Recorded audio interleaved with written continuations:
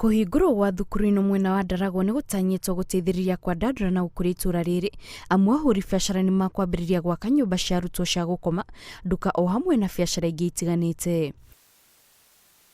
Kũringana na mũrũgamĩrĩri wa thukuru ĩno Justus Kioko, maratanya kwambĩrĩria mĩhang'o ya mathomo mbere ya mweri ũthirĩte, kũrĩa rĩu maroria arutwo arĩa marĩkirie kĩgeranio kĩao gĩa KCPE na makĩgĩa na grade ya D gũthiĩ igũrũ mekinye thukuru-inĩ ũcio nĩguo meyandĩkithie nĩguo kũgunĩka na mathomo. Tunataka kuchukua wanafunzi mwezi huu wa 3, tukiwa tunaanza na courses mbili, certificate ya foundation in community health na medical engineering certificates.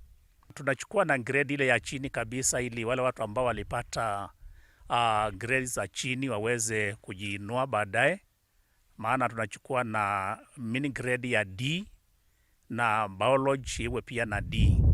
Munini wa komishona kuma Nyandarua ya Rugongo nĩ ikĩtie ihoya kũrĩ macibũ na atongoria a ndini akĩmoria mateithĩrĩrie harĩ gũtambĩria andũ ethĩ kuma mwena ũcio ciĩgiĩ thukuru ĩno ĩrĩa ĩgũkorwo ĩrĩ kĩguni mũtũrĩre-inĩ wao wa hau kabere. We are going to use our chiefs through the public barazas to ensure that we get as many students as possible. I want to urge the people of Ndaragwa, this is a chance that they can also improve on their livelihoods, because around that particular institution they can put up some hostels, they can put up some shops and anything that can assist the students to be comfortable when they do their studies.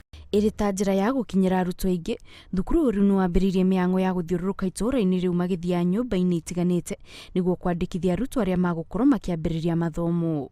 Ngĩribotera Inooro TV, njĩtagwo Kate Muthoni.